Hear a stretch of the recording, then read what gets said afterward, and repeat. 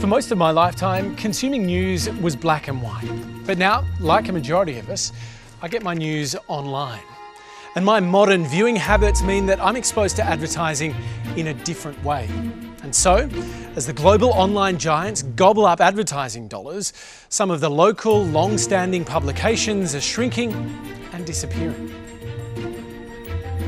In response, the federal government devised world-first legislation to make big tech companies pay for news content to safeguard public interest journalism.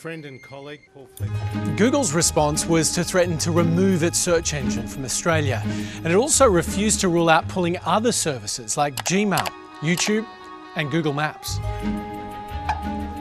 Facebook also retaliated, announcing it could remove news from Australian feeds. After talks with the government, Google introduced a compromise, News Showcase, offering to pay media outlets for some behind-the-paywall content and display it more prominently. Now, while Google has reached a deal with Australia's major media players, Facebook has dug in its heels. Not only is it refusing to pay for news here, in a dramatic escalation overnight, it blocked Australians from accessing news on their Facebook feeds and prevented people overseas from sharing Australian content on Facebook too.